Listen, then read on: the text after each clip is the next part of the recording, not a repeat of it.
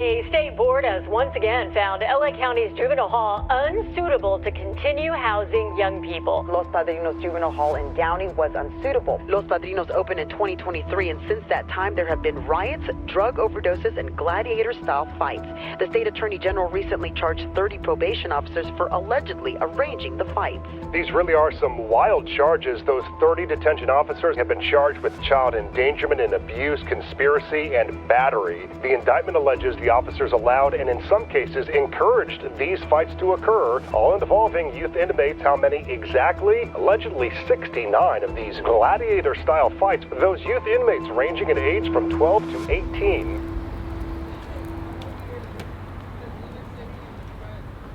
And then when we go, we just say your public comment, and then you just go back if you want to sit in and still listen to other people give public comment or sit in on different motions, you can. I'm here at the Board of Supervisors to speak on Motion 9. Probation has been working unlawfully. Los Padrinos specifically is a facility that young people are being housed to serve their sentences, and they're not supposed to be open. Probation has came out with a plan to basically shift young people instead of decarcerating them. So I'm here to just speak on this plan that is not in favor of young people.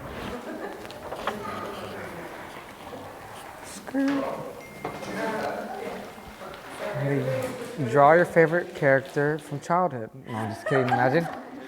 What are you? How about we do our usual check-in? Okay. Check-in 1 to 10. I'm checking in.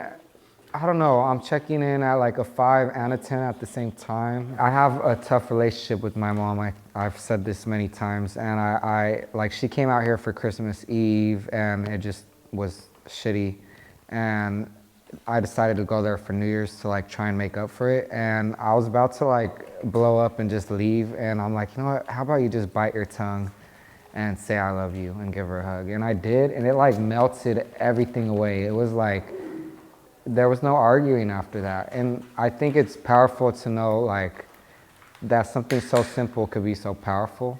So it felt really good because I didn't leave this time on bad terms like I usually do. And every time I drive that 6-hour drive, it's like hell because I'm just thinking about all the things I did wrong, and that's my check-in.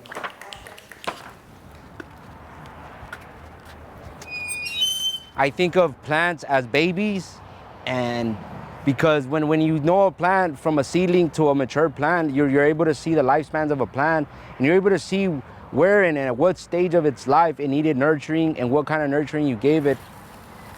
There's a trick I learned from my stepdad when he was a gardener. You could put your thumb over the hose, and you kind of have your own squirter.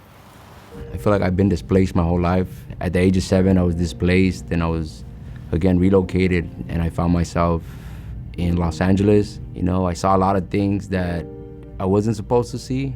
I grew up around a lot of police sirens. To my house and my apartment being kicked down 3 times by the Los Angeles Police Department, the Rampart Division, before the age of 12.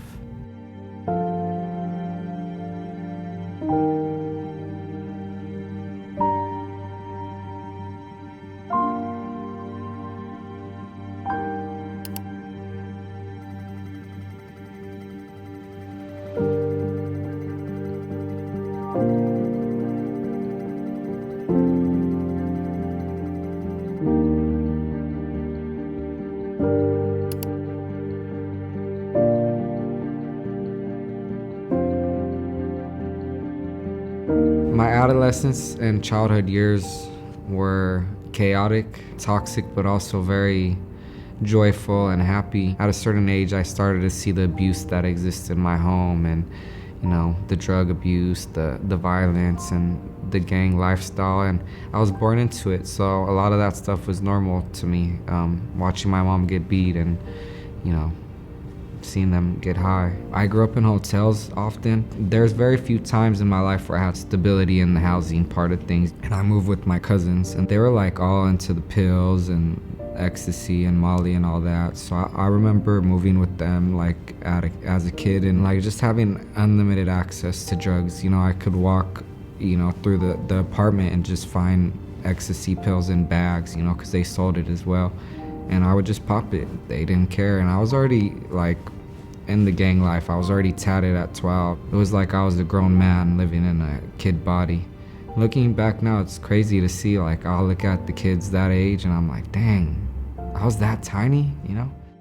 My mother was one of the best providers I've ever seen. She cleaned houses, still does. My dad, I didn't have him in my household, and that was it had an impact deep in my life because I turned to every man for answers. My household taught me a lot of things that were necessary for me to survive in the streets. And even though I had a home, I found myself a lot in the streets. And so my house was, it was me having to be also an educator for my mom, having to translate everything. I saw so much. I saw murders, I saw violence, I saw robberies, I saw happy moments, I saw many quinceañeras, I saw so many good things in my community. And then I lost a lot of my friends.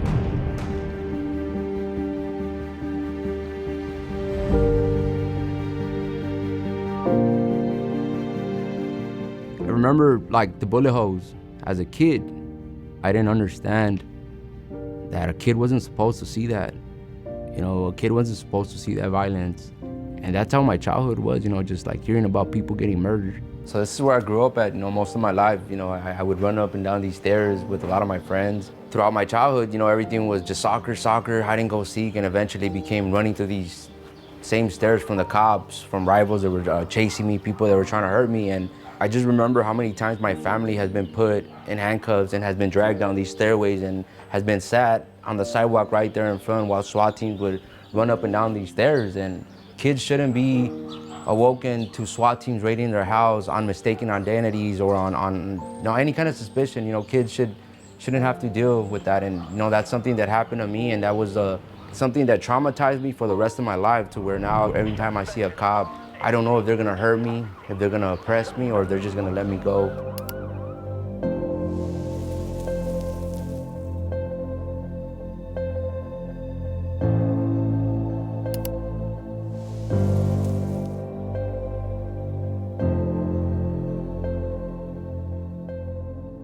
I grew up in a single-parent home with my mom and my 4 brothers. My dad was incarcerated when I was a baby. In 2012, we moved from Sioux City, Iowa to Inglewood, California, and we went straight to a hotel. So I have experience with being homeless, going to the EBT office to get on EBT, my mom being on Section 8. Due to me being taken to California, I also lost connection with going to see my dad. For me, I really needed a father figure, which was also taken away from me when I was really young. And I also needed my mom, but my mom was in a survival mode to keep a roof over our heads, keep food on the table. That was just what my household was like.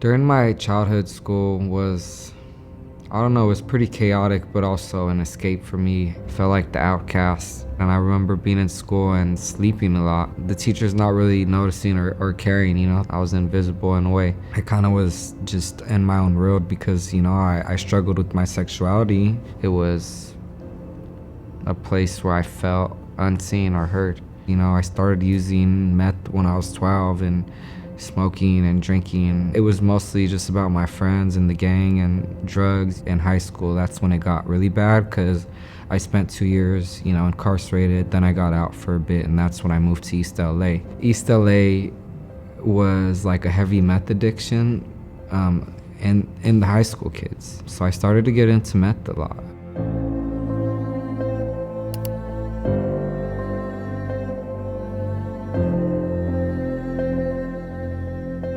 I remember oftentimes, especially in classes I didn't like, I would just sleep, literally put my head down and sleep. They would not wake me up. They would not even tap my shoulder. I needed to escape, I didn't know how to live in this reality. I didn't know how to love myself.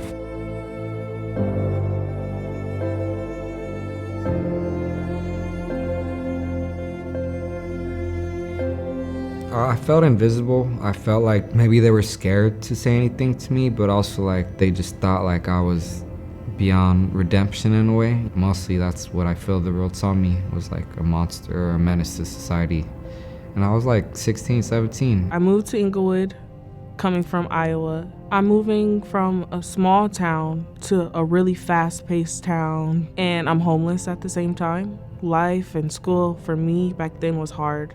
It was really hard for me. It was hard for me to focus. It was hard for me to like adapt. I was just really like a problem child, I would say. I would not listen to the teachers. I would be destructive in class, talk back, and then I also would fall behind. I hated asking for help, so I would just become this problem child, enraged, and I would cause a lot of problems to distract me from asking for help. I needed my teacher to be like, hey, what's going on with you? What do you need? I didn't have that teacher-student connection where I feel like I could even ask her for help. I would rather disrupt her class to get out her class.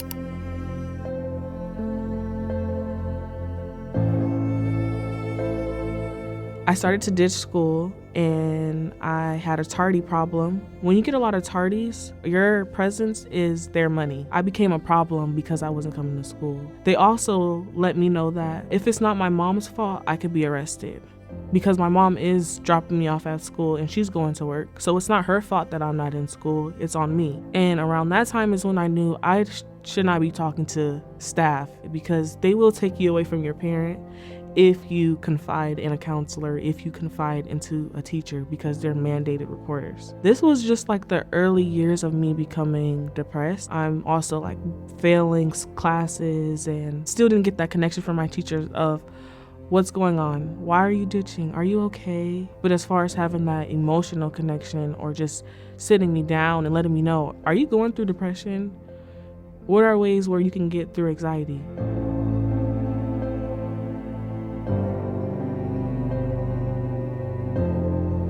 I didn't have support, you know. What they did was throw me in a bungalow, ostracized me and like labeled me as a ESL student, right? That same support that I didn't have in elementary school, I didn't have in middle school, I didn't have in my community. And young brown men at that time, we were all caught up in that toxic way of being where we were just trying to kill each other. I didn't have like nobody to look up to give me a direction of who I was gonna be when I went to middle school because I didn't know who I was. I don't remember a day where anybody came up to me and told me, hey, Adina, are you all right? Are you hungry? You know, instead it was, get out of here. You're not welcome here no more. Why do you keep fighting with people? I didn't like speaking out loud because I couldn't speak English and I would get so nervous that I would stutter. I would avoid the shame and the ridicule of being called out and having to stutter. That turned into a lot of fist fights. I fought in my school. And I didn't fight because I wanted to fight, because I fought because I was challenged.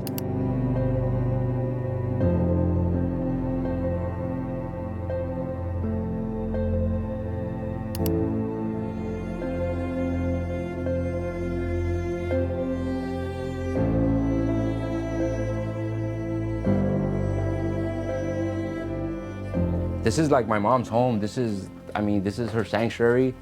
And I've disrespected it so many times, but I always come here and I'm reminded of my stepdad because he's also the one that kind of got us this spot. I cried here, I was happy here, I missed my dad here. He was a presence in our life because he taught me how to garden, he taught me how to do a lot of things, but he was the first male figure that I had in my life.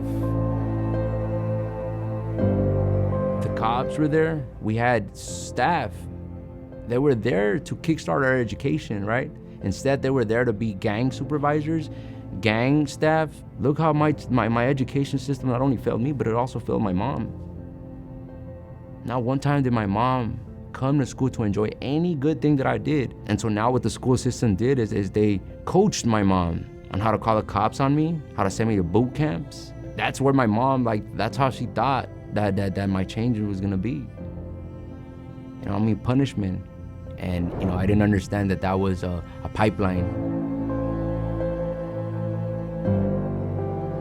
There was a pipeline where it sets up black and brown people like me. My school was Morningside, and they had police on site. So they had their own police department on site where it was police cars. Being on probation can lead to you going to a juvenile hall center, to you going to the county. Even foster care is also connected into this pipeline of setting young people up.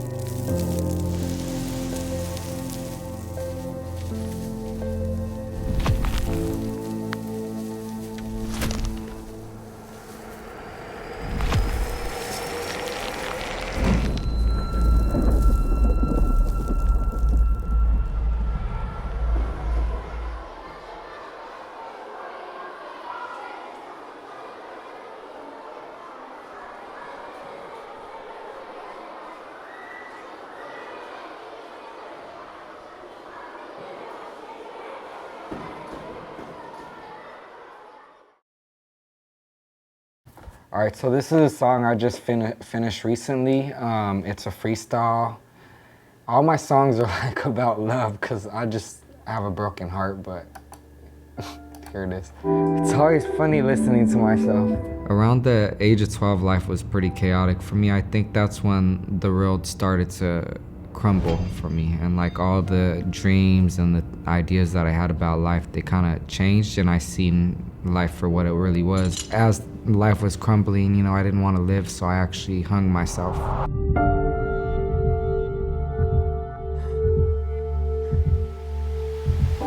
Before I took my last breath, I like stood up and I kept pushing forward, but that's when life kind of just hit me and I started using, and I ended up getting incarcerated again. It was kind of like, you know, just a revolving door, like they say.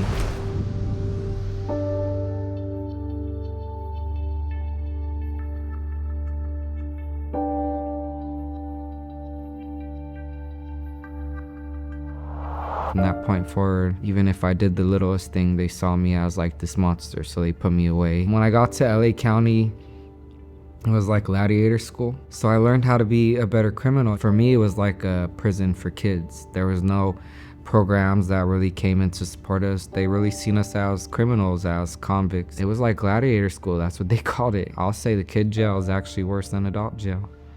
You know, it's no rules there.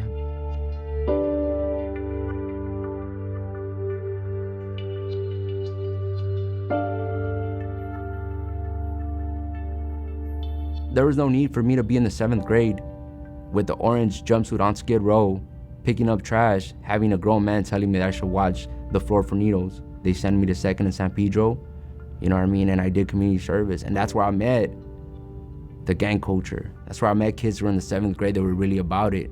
Hill Street Court, what it did to me, it became my my first, I would say, imprisonment, and I soon found myself in a cycle of just graffitiing, vandalism. You know, when I think of my teenage years, you know, I always think of the justice system because, you know, jumped in a gang at an early age, not realizing what it was, running from the cops, from my enemies. And that's the word that I learned to call my brown brothers that I grew up in my community with, you know, my enemies.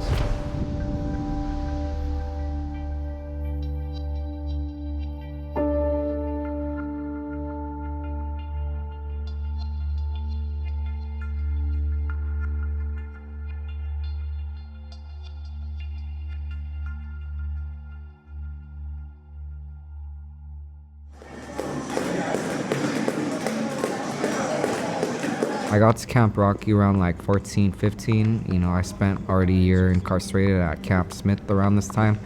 They're a mental health camp, and I got there because I started taking psychotropic meds. They doped me up and ended up sending me there because Camp Challenger closed down. And that camp, I'll say, it was a lot more investment there. But at the same time, it was still gladiator school. So we were fighting in the freezers and stealing knives and pretty intense, you know? And I would fight a lot. Just how they treat us in there was horrible. So the heating system broke down, and one side of the rooms got the cold air, the other side got all the hot air. And it was during summer, and I remember being in these rooms, and it felt like a sauna 24/7. We couldn't even breathe, sweating, like we would strip down to our boxers, and it was like horrible because you were literally in a sauna 24/7. I'm literally surprised nobody like died, you know, because of it. And they would do things like leave the doors open so people could go and like fight you and things like that. At nighttime, the staff would fall asleep, and then they wouldn't unlock the door for people that needed to use the restroom, so we would have to like pee in the corner of our room in a towel if we had our towel in there. And that was like very dehumanizing, you know, to have to do that and to have to sleep on these mats that are like concrete basically. And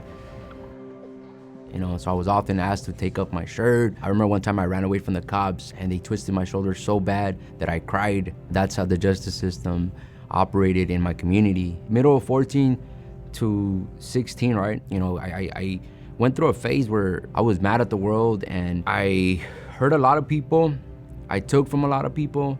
I manipulated a lot of people. That's where my life turned, you know. And I finally, at the age of 16, you know, I was arrested. I was tried as an adult. This was different, you know what I mean? With that arrest, when I went into juvenile hall, that time, being tried as an adult, that I saw how they were treating adults in the prison system. I had a broken jaw. There was only like 8 kids in there. There was a kid on a wheelchair. You know, he used to fight people in his wheelchair. That was a culture that, you know, that juvenile hall had. Like, even if you were sick or not, you still had to fight.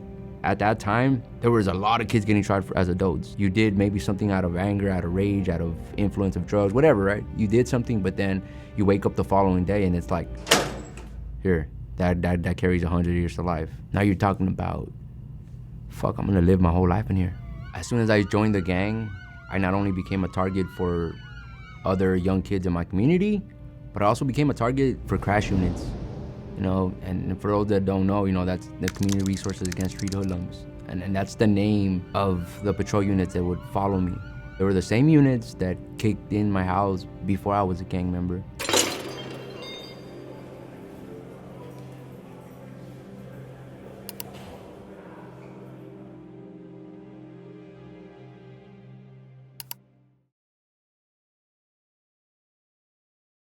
Why do you want to remove your tattoos? it's just a reminder of the past. And I don't know, I wanted a better job. I wanted to look professional. I want to feel different. Like, I got this tattoo when I was 12, and now we're starting to work on it. It's a lot of emotional scars and trauma too, honestly. A lot of things that remind me of where I'm from or who I was. These tattoos are memories for the past, and we're trying to move forward. Yeah. So we're going to eliminate all the tattoos that you'd like to help you move forward with your life. Mainly, these tattoos are foreign substances. Yeah. And your body tries to get rid of it on its own, but it takes a very long time.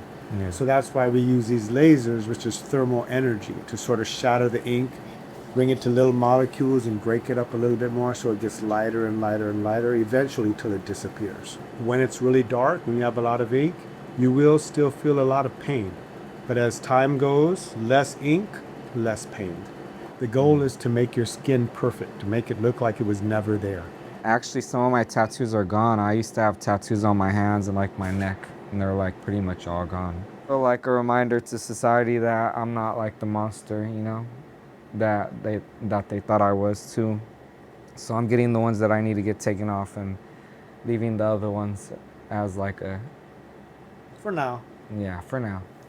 Maybe when I get saggy then and they look funny, you know, when I'm older, then it'll come like, shh, I'm too old for this now.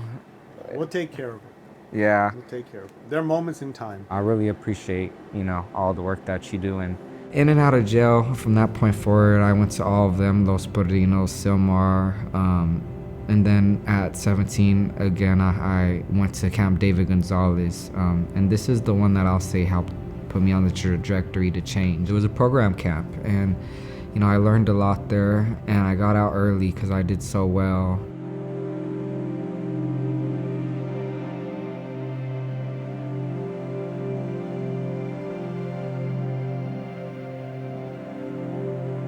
A few months later, I got incarcerated, and I actually turned 18, so they had to house me in the SHU.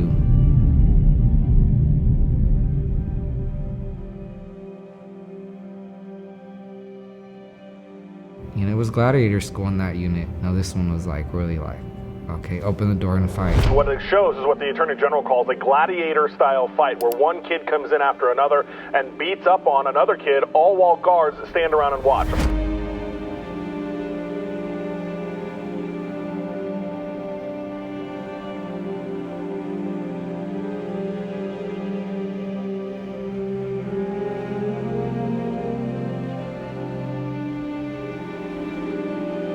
There was a situation that happened where it was like a brawl, I would say.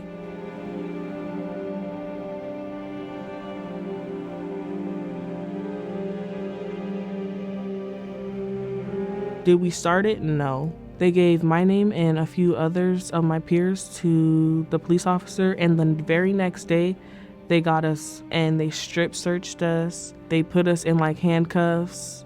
I got questioned without my parents being there, and they let me know that I would get assault and battery charge on my record. So I was given a yellow slip, and at the time I didn't know I was being diverted. They were like, if you go to these classes, you will be able to get this off of your record. But if you don't go, this will be on your record. And I was like, ooh, okay.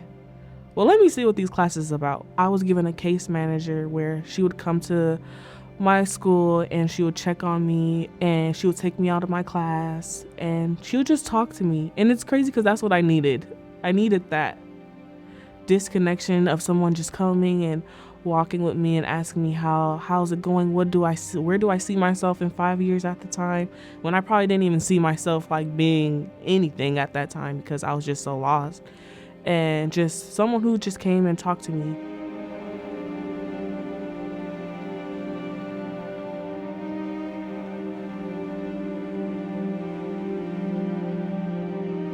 And then I had like a mediation where I sat with the person and we came to like, a common ground where we could be in the same space as one another and not have like a grudge towards each other or anything. With that, I got the assault and battery charge off my record and I was diverted.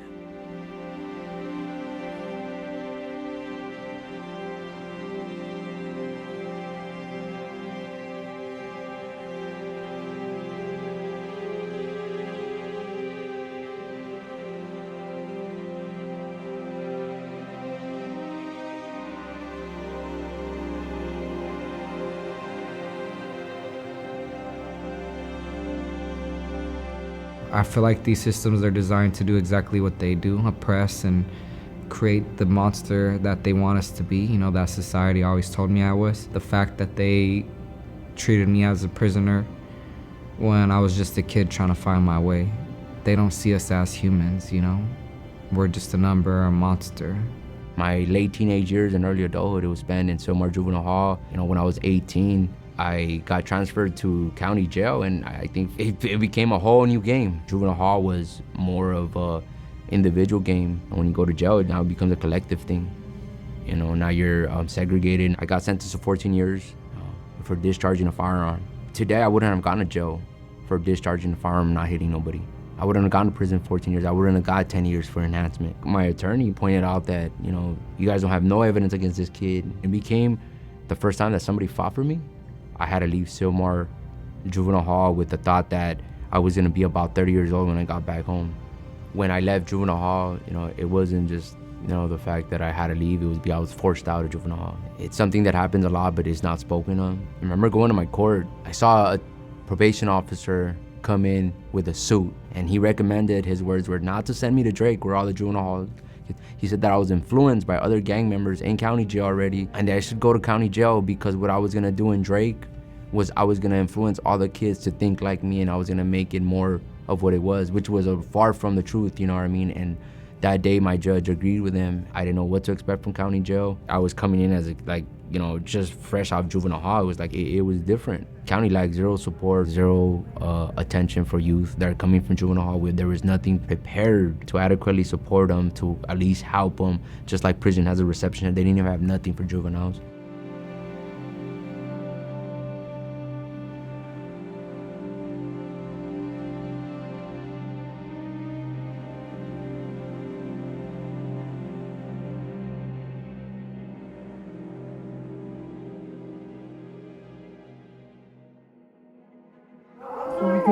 She's tired. She's been here for a minute.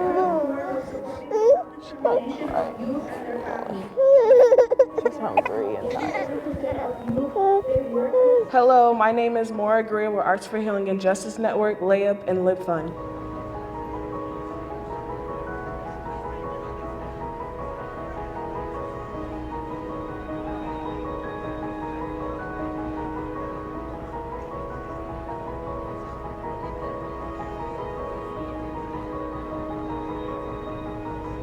I am here to speak on Agenda Item 9 in general public comment. I want to support this motion because it is an effort in holding probation accountable. This plan has left out community support reentry organizations on bringing young people home. Young people being left inside an unsuitable facility doesn't mean shuffle and throw young folks anywhere.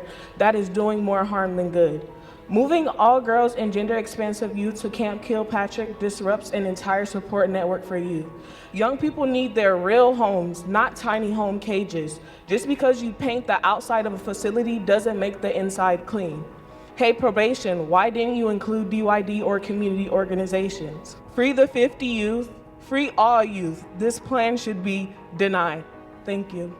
I feel rejuvenated. I feel relieved that I got my word out. I will be back here again because this matter is important, and I definitely want to keep speaking on it and keep bringing it to their attention that young people need to be out of these harmful systems. So I would say what I got out of being diverted that I didn't have was being selected a case manager, just having someone take me out of class and just talk to me, have that one-on-one connection with me, like having like a mentor. She also gave me the counselor type of vibe. She taught me how to deal with conflict. Diversion is a good thing to have, and I was grateful to be given that opportunity because there are a lot of Black and brown people who aren't even given that chance to be diverted. They're just automatically taken to a system and being left there. I feel like a lot of Black and brown people can benefit from being diverted that are not being diverted. My life without diversion, I probably would have been taken to juvenile hall that day and probably been a part of that system, that school to prison pipeline cycle. Diversion took a big part of that away from me, where I didn't even have to think of that. It's crazy being asked that because it's like, dang, where would I have been in like this system?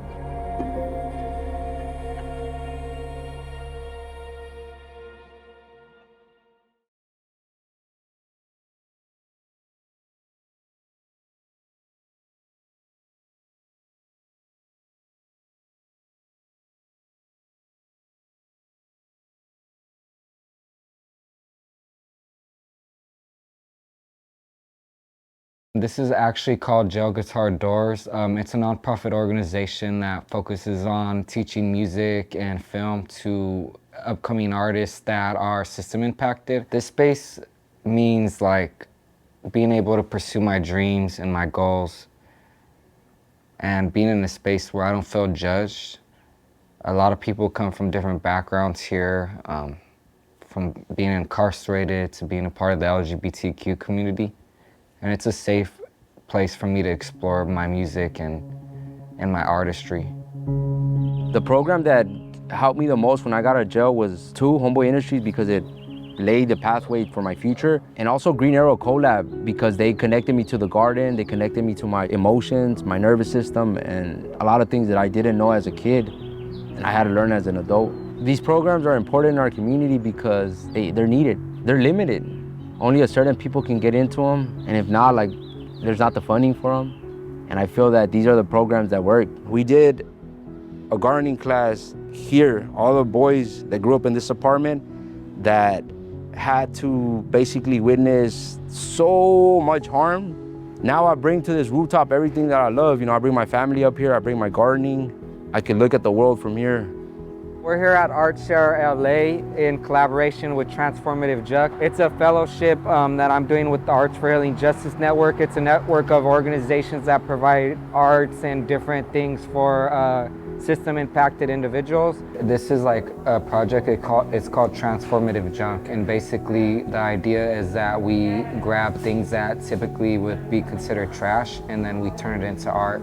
So ultimately my art concept that I pitched was like taking objects and trash from the beach and then, you know, revamping it and turning it into an art piece. So I wanted to recreate like the beach in a 3D way, so like have shadows of all this stuff and like show like a black beach like covered in trash.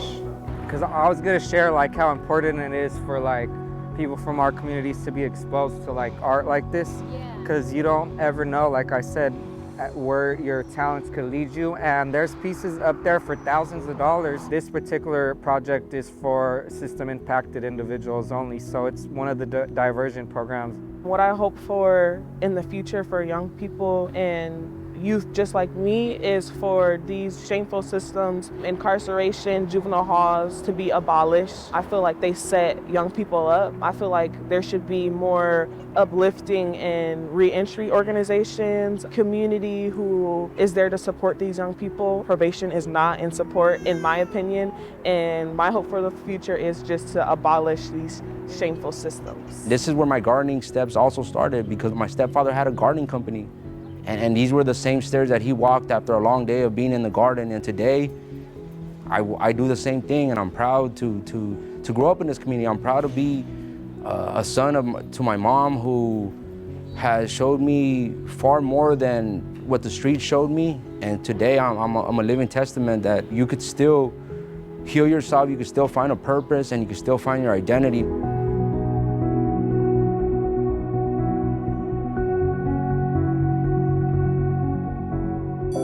$409 million to put our families and communities behind bars when you could instead help us reach for the stars. Are we a product of our environment, just meant to survive the visible and invisible change of the system? Do you even see us before we are a number? Before we are an addict? Before we are locked in a cell and forgotten? Do you see us at night when we cannot sleep? We are walking through war zones with police and probation at every step, just to get to school, only to be talked down to, put in our place, put in handcuffs, and searched in front of all of our peers. Do you hear us when we say this is so unjust? Does the system want us to have an education, or does it want us to drown in their mistakes and wasted dollars, in their billion-dollar chains of the system? $409 million to put our families and communities behind bars when you could instead help us reach for the stars.